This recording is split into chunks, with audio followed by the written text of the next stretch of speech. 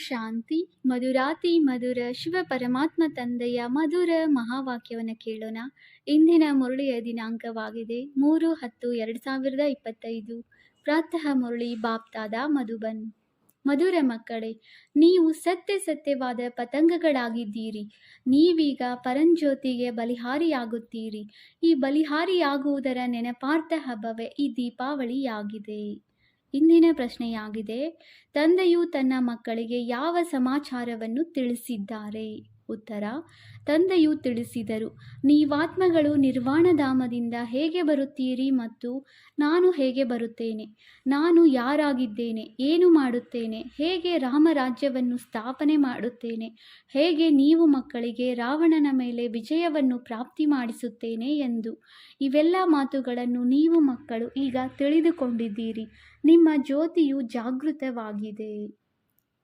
ಗೀತೆಯಾಗಿದೆ, ನೀವೇ ತಾಯಿ ತಂದೆಯು ನೀವೇ ಆಗಿದ್ದೀರಿ. ಓಂ ಶಾಂತಿ.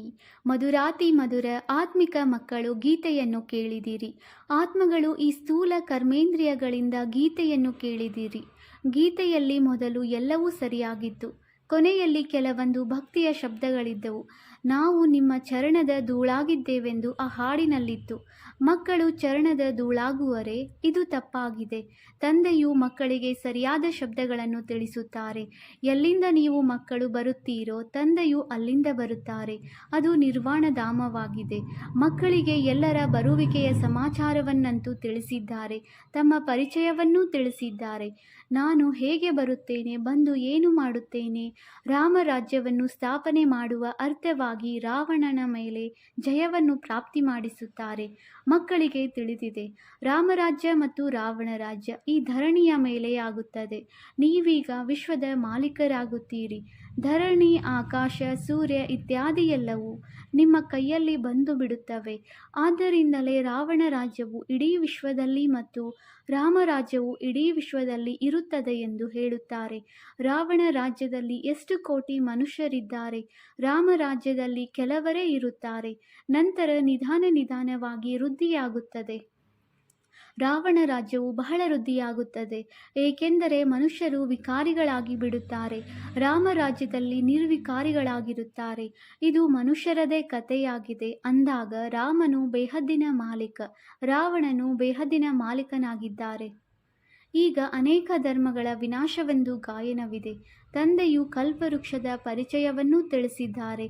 ಈಗ ದಸರಾ ಹಬ್ಬವನ್ನು ಆಚರಿಸುತ್ತಾರೆ. ರಾವಣನನ್ನು ಸುಡುತ್ತಾರೆ. ಇದು ಸ್ಥೂಲವಾಗಿ ಸುಡುವ ಮಾತಾಗಿದೆ. ನಿಮ್ಮದು ಬೇಹದ್ದಿನ ಮಾತಾಗಿದೆ.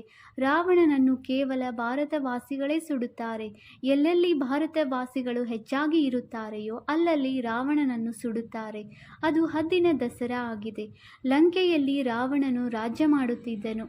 ಸೀತೆಯನ್ನು ಅಪಹರಿಸಿಕೊಂಡು ಲಂಕೆಯಲ್ಲಿ ತನ್ನ ಮನೆಗೆ ಕರೆದುಕೊಂಡು ಹೋದನೆಂದು ತೋರಿಸುತ್ತಾರೆ. ಇವೆಲ್ಲವೂ ಹದ್ದಿನ ಮಾತುಗಳಾಗಿವೆ. ಈಗ ತಂದೆಯು ತಿಳಿಸುತ್ತಾರೆ, ಇಡೀ ವಿಶ್ವದಲ್ಲಿಯೇ ರಾವಣ ರಾಜ್ಯವಿದೆ. ಈಗ ರಾಮರಾಜ್ಯವಿಲ್ಲ. ರಾಮರಾಜ್ಯವೆಂದರೆ ಈಶ್ವರನು ಸ್ಥಾಪನೆ ಮಾಡಿರುವುದು. ಸತ್ಯಯುಗಕ್ಕೂ ರಾಮರಾಜ್ಯವೆಂದು ಹೇಳಲಾಗುತ್ತದೆ. ಮಾಲೆಯನ್ನು ಜಪಿಸುತ್ತಾರೆ. ರಘುಪತಿ ರಾಘವ ರಾಜಾರಾಮ್ ಎಂದು ಹೇಳುತ್ತಾರೆ. ಆದರೆ ರಾಜಾರಾಮನನ್ನು ಸ್ಮರಿಸುವುದಿಲ್ಲ. ಯಾರು ಇಡೀ ವಿಶ್ವದ ಸೇವೆ ಮಾಡುವರೋ ಅವರ ಮಾಲೆಯನ್ನು ಸ್ಮರಣೆ ಮಾಡುತ್ತಾರೆ. ಭಾರತವಾಸಿಗಳೇ ದಸರಾದ ನಂತರ ದೀಪಾವಳಿಯನ್ನು ಆಚರಿಸುತ್ತಾರೆ. ದೀಪಾವಳಿಯನ್ನು ಏಕೆ ಆಚರಿಸುತ್ತಾರೆ? ಏಕೆಂದರೆ ದೇವತೆಗಳ ಕಿರೀಟ ಧಾರಣೆಯಾಗುತ್ತದೆ. ಪಟ್ಟಾಭಿಷೇಕದಂದು ಬಹಳಷ್ಟು ದೀಪಗಳನ್ನು ಬೆಳಗಿಸುತ್ತಾರೆ. ಒಂದನೆಯದಾಗಿ ಕಿರೀಟ ಧಾರಣೆ, ಇನ್ನೊಂದು ಮನೆಯಲ್ಲಿ ದೀಪಾವಳಿ ಎಂದು ಹೇಳಲಾಗುತ್ತದೆ. ಪ್ರತಿಯೊಂದು ಆತ್ಮನ ಜ್ಯೋತಿಯು ಬೆಳಗುತ್ತದೆ. ಈಗ ಎಲ್ಲ ಆತ್ಮಗಳ ಜ್ಯೋತಿಯು ನಂದಿ ಹೋಗಿದೆ, ಕಬ್ಬಿಣದ ಸಮಾನವಾಗಿದೆ, ಅರ್ಥಾತ್ ಅಂಧಕಾರವಾಗಿದೆ. ಅಂಧಕಾರವೆಂದರೆ ಭಕ್ತಿ ಮಾರ್ಗ. ಭಕ್ತಿ ಮಾಡುತ್ತಾ ಜ್ಯೋತಿಯ ಪ್ರಕಾಶತೆಯು ಕಡಿಮೆಯಾಗಿ ಬಿಡುತ್ತದೆ. ಬಾಕಿ ಆ ದೀಪಾವಳಿಯಂತೂ ಆರ್ಟಿಫಿಷಿಯಲ್ ಆಗಿದೆ. ಪಟ್ಟಾಭಿಷೇಕವಾಗುತ್ತದೆ ಎಂದರೆ ಅಲ್ಲಿ ಪಟಾಕಿಯನ್ನು ಸುಡುತ್ತಾರೆಂದಲ್ಲ. ಇಲ್ಲಿ ದೀಪಾವಳಿಯಂದು ಲಕ್ಷ್ಮಿಯನ್ನು ಆಹ್ವಾನಿಸುತ್ತಾರೆ, ಪೂಜೆ ಮಾಡುತ್ತಾರೆ. ಇದು ಭಕ್ತಿ ಮಾರ್ಗದ ಉತ್ಸವವಾಗಿದೆ. ಯಾರೆಲ್ಲ ರಾಜರು ಸಿಂಹಾಸನದ ಮೇಲೆ ಕುಳಿತುಕೊಳ್ಳುವರೋ ಅವರ ಪಟ್ಟಾಭಿಷೇಕವನ್ನು ಬಹಳ ವಿಜೃಂಭಣೆಯಿಂದ ಆಚರಿಸಲಾಗುತ್ತದೆ. ಇದೆಲ್ಲವೂ ಹದ್ದಿನ ಮಾತುಗಳಾಗಿವೆ. ಈಗಂತೂ ಬೇಹದ್ದಿನ ವಿನಾಶ. ಸತ್ಯವಾದ ದಶಹರ ಆಗುವುದಿದೆ. ತಂದೆಯು ಎಲ್ಲರ ಜ್ಯೋತಿಯನ್ನು ಬೆಳಗಿಸಲು ಬಂದಿದ್ದಾರೆ. ನಮ್ಮ ಜ್ಯೋತಿಯು ದೊಡ್ಡ ಜ್ಯೋತಿಯಲ್ಲಿ ಸೇರಿ ಹೋಗುವುದೆಂದು ಮನುಷ್ಯರು ತಿಳಿಯುತ್ತಾರೆ.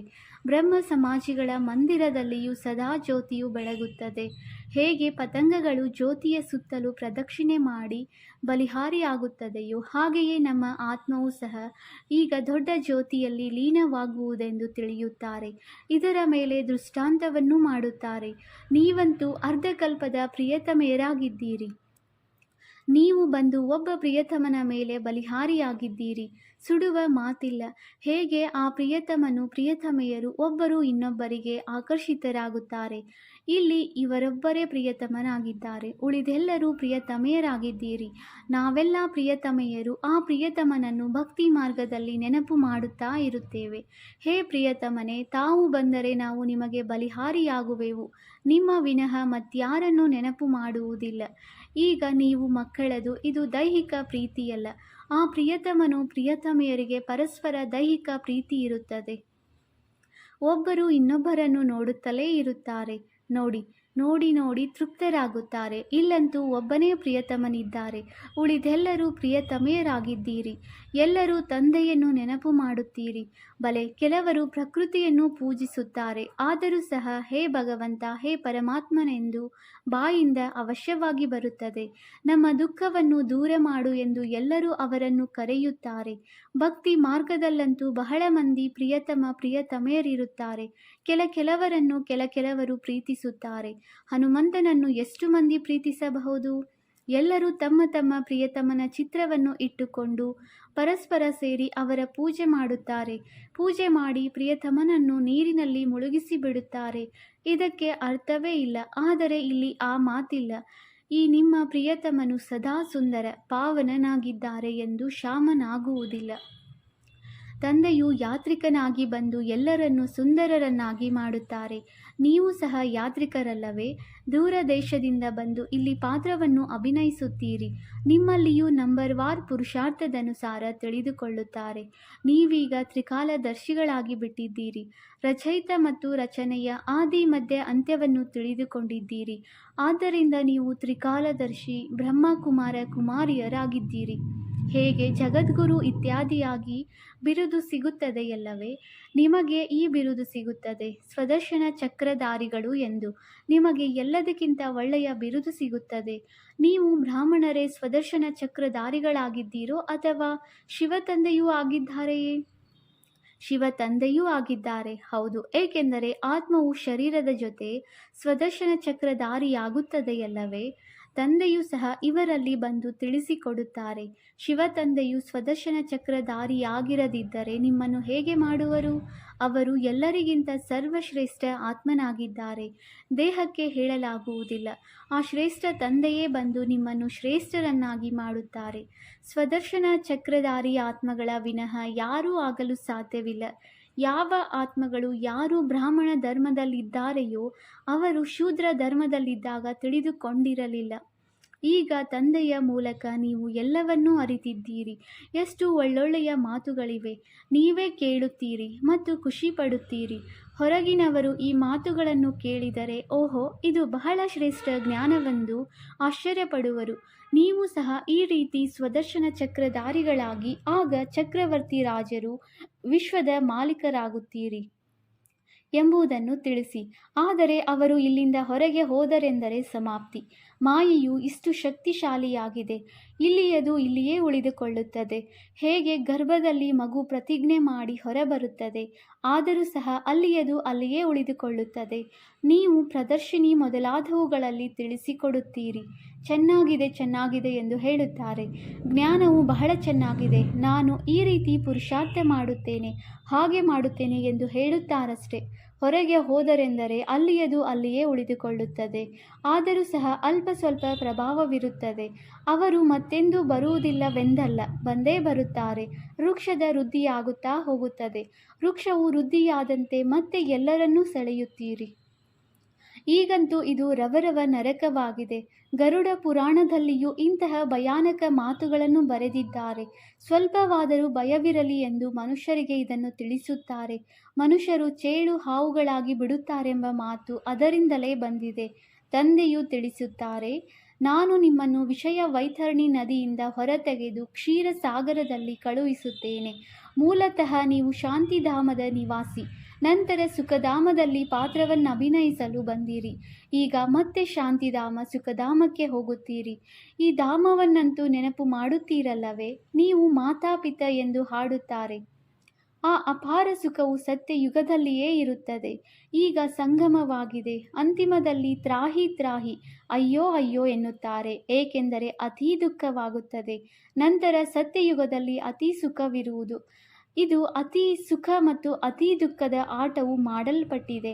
ವಿಷ್ಣುವಿನ ಅವತಾರವನ್ನು ತೋರಿಸುತ್ತಾರೆ. ಲಕ್ಷ್ಮೀನಾರಾಯಣರ ಜೋಡಿಯು ಹೇಗೆ ಮೇಲಿನಿಂದ ಬರುತ್ತದೆ ಎಂಬುದನ್ನು ತೋರಿಸುತ್ತಾರೆ. ಆದರೆ ಶರೀರಧಾರಿಗಳು ಮೇಲಿನಿಂದ ಬರುವರೆ? ಮೇಲಿನಿಂದ ಪ್ರತಿಯೊಂದು ಆತ್ಮವೂ ಬರುತ್ತದೆ. ಆದರೆ ಈಶ್ವರನ ಅವತರಣೆಯು ಬಹಳ ವಿಚಿತ್ರವಾಗಿದೆ. ಅವರೇ ಬಂದು ಭಾರತವನ್ನು ಸ್ವರ್ಗವನ್ನಾಗಿ ಮಾಡುತ್ತಾರೆ. ಅವರ ಹಬ್ಬವಾಗಿ ಶಿವ ಜಯಂತಿಯನ್ನಾಚರಿಸುತ್ತಾರೆ. ಒಂದು ವೇಳೆ ಪರಮಪಿತ ಪರಮಾತ್ಮ ಶಿವನು ಮುಕ್ತಿ ಜೀವನ್ಮುಕ್ತಿಯ ಆಸ್ತಿಯನ್ನು ಕೊಡುತ್ತಾರೆಂಬುದು ತಿಳಿದಿದ್ದರೆ ಇಡೀ ವಿಶ್ವದಲ್ಲಿಯೇ ಪರಮಾತ್ಮನ ಹಬ್ಬವನ್ನಾಚರಿಸುತ್ತಿದ್ದರು. ಯಾವಾಗ ಶಿವ ತಂದೆಯೇ ಮುಕ್ತಿದಾತ ಮಾರ್ಗದರ್ಶಕನಾಗಿದ್ದಾರೆ, ಅವರ ಜನ್ಮವು ಭಾರತದಲ್ಲಿಯೇ ಆಗುತ್ತದೆ ಎಂಬುದು ಯಾವಾಗ ಅರ್ಥವಾಗುವುದೋ ಆಗ ಬೇಹದ್ದಿನ ತಂದೆಯ ನೆನಪಾರ್ಥ ಹಬ್ಬವನ್ನಾಚರಿಸುವರು. ಶಿವ ಜಯಂತಿಯನ್ನು ಭಾರತದಲ್ಲಿಯೇ ಆಚರಿಸುತ್ತಾರೆ. ಆದರೆ ಪೂರ್ಣ ಪರಿಚಯವಿಲ್ಲದ ಕಾರಣ ರಜಾದಿನವನ್ನು ಸಹ ಘೋಷಿಸುವುದಿಲ್ಲ. ಯಾವ ತಂದೆಯು ಸರ್ವರ ಸದ್ಗತಿ ಮಾಡುವವರಾಗಿದ್ದಾರೆ, ಅವರು ಇಲ್ಲಿ ಬಂದು ಅಲೌಕಿಕ ಕರ್ತವ್ಯವನ್ನು ಮಾಡುತ್ತಾರೆ ಅಂದ ಮೇಲೆ ಅವರ ಜನ್ಮದಿನ ಮತ್ತು ತೀರ್ಥಯಾತ್ರೆಯನ್ನು ಬಹಳ ಆಚರಿಸಬೇಕು. ನಿಮ್ಮ ನೆನಪಾರ್ಥ ಮಂದಿರವೂ ಇಲ್ಲಿಯೇ ಇದೆ. ಆದರೆ ಶಿವ ತಂದೆಯೇ ಬಂದು ಮುಕ್ತಿದಾತ ಮಾರ್ಗದರ್ಶಕನಾಗುತ್ತಾರೆಂಬುದು ಯಾರಿಗೂ ತಿಳಿದಿಲ್ಲ. ಎಲ್ಲ ದುಃಖಗಳಿಂದ ಬಿಡಿಸಿ ಸುಖಧಾಮಕ್ಕೆ ಕರೆದುಕೊಂಡು ಹೋಗಿ ಎಂದು ಎಲ್ಲರೂ ಹೇಳುತ್ತಾರೆ, ಆದರೆ ತಿಳಿದುಕೊಳ್ಳುವುದಿಲ್ಲ. ಭಾರತವು ಬಹಳ ಶ್ರೇಷ್ಠಾತಿಶ್ರೇಷ್ಠ ಖಂಡವಾಗಿದೆ. ಭಾರತದ ಮಹಿಮೆಯು ಅಪರಂಪಾರವೆಂದು ಗಾಯನವಿದೆ. ಇಲ್ಲಿಯೇ ಶಿವ ತಂದೆಯ ಜನ್ಮವಾಗುತ್ತದೆ. ಆದರೆ ಇದನ್ನು ಯಾರೂ ಒಪ್ಪುವುದಿಲ್ಲ. ಸ್ಟ್ಯಾಂಪನ್ನು ಮಾಡಿಸುವುದಿಲ್ಲ. ಬೇರೆಯವರಾದರೆ ಬಹಳಷ್ಟು ಸ್ಟಾಂಪುಗಳನ್ನು ಮಾಡಿಸುತ್ತಿರುತ್ತಾರೆ. ಆದರೆ ತಂದೆಯ ಮಹತ್ವಿಕೆಯು ಎಲ್ಲರಿಗೆ ಅರ್ಥವಾಗಬೇಕಾದರೆ ಹೇಗೆ ತಿಳಿಸಿಕೊಡುವುದು? ಈ ದೇಶದಲ್ಲಿಯೂ ಸನ್ಯಾಸಿ ಮೊದಲಾದವರು ಹೋಗಿ ಭಾರತದ ಪ್ರಾಚೀನ ಯೋಗವನ್ನು ಕಲಿಸುತ್ತಾರೆ. ಯಾವಾಗ ನೀವು ಹೋಗಿ ಈ ರಾಜಯೋಗವನ್ನು ತಿಳಿಸುತ್ತೀರೋ ಆಗ ನಿಮ್ಮ ಹೆಸರು ಪ್ರಸಿದ್ಧವಾಗುವುದು. ತಿಳಿಸಿಕೊಡಿ, ರಾಜಯೋಗವನ್ನು ಯಾರು ಕಲಿಸಿದ್ದರು? ಇದು ಯಾರಿಗೂ ತಿಳಿದಿಲ್ಲ. ಕೃಷ್ಣನು ಸಹ ಹಠಯೋಗವನ್ನು ಕಲಿಸಲಿಲ್ಲ. ಈ ಹಠಯೋಗವು ಸನ್ಯಾಸಿಗಳದ್ದಾಗಿದೆ. ಯಾರು ಬಹಳ ಒಳ್ಳೆಯ ವಿದ್ಯಾವಂತರಾಗಿದ್ದಾರೆಯೋ, ಯಾರು ತಮ್ಮನ್ನು ತತ್ವಜ್ಞಾನಿಗಳೆಂದು ಕರೆಸಿಕೊಳ್ಳುತ್ತಾರೆಯೋ ಅವರು ಈ ಮಾತುಗಳನ್ನು ತಿಳಿದುಕೊಂಡು ಸುಧಾರಣೆಯಾಗಲಿ. ಮತ್ತು ನಾವು ಸಹ ಶಾಸ್ತ್ರಗಳನ್ನು ಓದಿದ್ದೇವೆ. ಆದರೆ ಈಗ ತಂದೆಯು ತಿಳಿಸುತ್ತಿರುವುದೇ ಸತ್ಯವಾಗಿದೆ, ಉಳಿದೆಲ್ಲವೂ ತಪ್ಪಾಗಿದೆ ಎಂದು ಅವರು ಹೇಳಲಿ ಮತ್ತು ಇದು ಅರ್ಥವಾಗಲಿ. ಅವಶ್ಯವಾಗಿ ಅತಿ ದೊಡ್ಡ ತೀರ್ಥಸ್ಥಾನವು ಈ ಭಾರತವೇ ಆಗಿದೆ. ಇಲ್ಲಿ ತಂದೆಯೂ ಬರುತ್ತಾರೆ. ನೀವು ಮಕ್ಕಳಿಗೆ ತಿಳಿದಿದೆ, ಈ ಭಾರತ ಭೂಮಿಗೆ ಧರ್ಮ ಭೂಮಿ ಎಂದು ಕರೆಯಲಾಗುತ್ತದೆ. ನೀವು ಎಷ್ಟು ದಾನ ಪುಣ್ಯಗಳನ್ನು ಮಾಡುತ್ತೀರಿ. ತಂದೆಯನ್ನು ಅರಿತುಕೊಂಡು ತನು ಮನ ಧನವನ್ನೆಲ್ಲವನ್ನೂ ಈ ಸೇವೆಯಲ್ಲಿ ತೊಡಗಿಸುತ್ತೀರಿ. ತಂದೆಯೇ ಎಲ್ಲರನ್ನೂ ಮುಕ್ತರನ್ನಾಗಿ ಮಾಡುತ್ತಾರೆ, ಎಲ್ಲರನ್ನೂ ದುಃಖದಿಂದ ಬಿಡಿಸುತ್ತಾರೆ. ಮತ್ಯಾವ ಧರ್ಮ ಸ್ಥಾಪಕರು ದುಃಖದಿಂದ ಬಿಡಿಸುವುದಿಲ್ಲ. ಅವರೆಲ್ಲರೂ ಕೊನೆಯಲ್ಲಿಯೇ ಬರುತ್ತಾರೆ. ನಂಬರ್ ವಾರ್ ಎಲ್ಲರೂ ಪಾತ್ರವನ್ನಭಿನಯಿಸಲು ಬರುತ್ತಾರೆ. ಪಾತ್ರವನ್ನಭಿನಯಿಸುತ್ತಾ ಅಭಿನಯಿಸುತ್ತಾ ತಮೋ ಪ್ರಧಾನರಾಗಿ ಬಿಡುತ್ತಾರೆ. ಪುನಃ ತಂದೆಯು ಬಂದು ಸತೋ ಪ್ರಧಾನರನ್ನಾಗಿ ಮಾಡುತ್ತಾರೆ. ಅಂದಾಗ ಎಷ್ಟು ದೊಡ್ಡ ತೀರ್ಥ ಸ್ಥಾನವಾಗಿದೆ. ಭಾರತವು ಎಲ್ಲದಕ್ಕಿಂತ ನಂಬರ್ 1 ಶ್ರೇಷ್ಠ ಭೂಮಿಯಾಗಿದೆ. ತಂದೆಯು ತಿಳಿಸುತ್ತಾರೆ, ಮಕ್ಕಳೇ, ಇದು ನನ್ನ ಜನ್ಮಭೂಮಿಯಾಗಿದೆ. ನಾನು ಬಂದು ಎಲ್ಲರ ಸದ್ಗತಿ ಮಾಡುತ್ತೇನೆ. ಭಾರತವನ್ನು ಸ್ವರ್ಗವನ್ನಾಗಿ ಮಾಡುತ್ತೇನೆ. ನೀವು ಮಕ್ಕಳು ತಿಳಿದುಕೊಂಡಿದ್ದೀರಿ, ತಂದೆಯು ಸ್ವರ್ಗದ ಮಾಲೀಕರನ್ನಾಗಿ ಮಾಡಲು ಬಂದಿದ್ದಾರೆ. ಇಂತಹ ತಂದೆಯನ್ನು ಬಹಳ ಪ್ರೀತಿಯಿಂದ ನೆನಪು ಮಾಡಿ.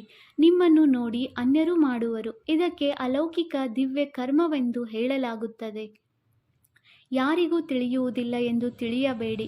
ಇಂಥವರು ಬರುತ್ತಾರೆ, ನಿಮ್ಮ ಈ ಚಿತ್ರಗಳನ್ನು ತೆಗೆದುಕೊಂಡು ಹೋಗುತ್ತಾರೆ. ಒಳ್ಳೊಳ್ಳೆಯ ಚಿತ್ರಗಳನ್ನು ತಯಾರಿಸಿದರೆ ಹಡಗಿನಲ್ಲಿ ತುಂಬಿಸಿಕೊಂಡು ತೆಗೆದುಕೊಂಡು ಹೋಗುತ್ತಾರೆ. ಎಲ್ಲೆಲ್ಲಿ ಹಡಗು ನಿಂತಿರುವುದೋ ಅಲ್ಲಿ ಈ ಚಿತ್ರಗಳನ್ನು ಹಾಕುತ್ತಾರೆ. ನಿಮ್ಮದು ಬಹಳ ಸೇವೆ ಆಗುವುದಿದೆ. ಬಹಳ ಉದಾರಚಿತ್ತರಾಗಿ ಹುಂಡಿಯನ್ನು ತುಂಬಿಸುವಂತಹ ರಾಜಾದಿರಾಜರು ಒಂದು ದಿನ ಬರುತ್ತಾರೆ. ಅವರು ಇಂತಹ ಕಾರ್ಯವನ್ನು ಮಾಡತೊಡಗುತ್ತಾರೆ. ಅದರಿಂದ ಎಲ್ಲರಿಗೂ ಅರ್ಥವಾಗುವುದು, ಇವರು ಯಾರು, ಈ ಹಳೆಯ ಪ್ರಪಂಚವನ್ನು ಪರಿವರ್ತನೆ ಮಾಡಿ ಹೊಸ ಪ್ರಪಂಚವನ್ನು ಸ್ಥಾಪನೆ ಮಾಡುತ್ತಾರೆ. ನಿಮ್ಮದು ಸಹ ಮೊದಲು ತುಚ್ಛ ಬುದ್ಧಿಯಾಗಿದ್ದು ನೀವೀಗ ಎಷ್ಟು ಸ್ವಚ್ಛ ಬುದ್ಧಿಯವರಾಗಿದ್ದೀರಿ ನಿಮಗೆ ತಿಳಿದಿದೆ. ಈ ಜ್ಞಾನ ಮತ್ತು ಯೋಗ ಬಲದಿಂದ ನಾವು ವಿಶ್ವವನ್ನು ಸ್ವರ್ಗವನ್ನಾಗಿ ಮಾಡುತ್ತೇವೆ. ಉಳಿದೆಲ್ಲರೂ ಮುಕ್ತಿಧಾಮದಲ್ಲಿ ಹೊರಟು ಹೋಗುವರು. ಈಗ ನೀವು ಸಹ ಅಥಾರಿಟಿಯಾಗಬೇಕಾಗಿದೆ.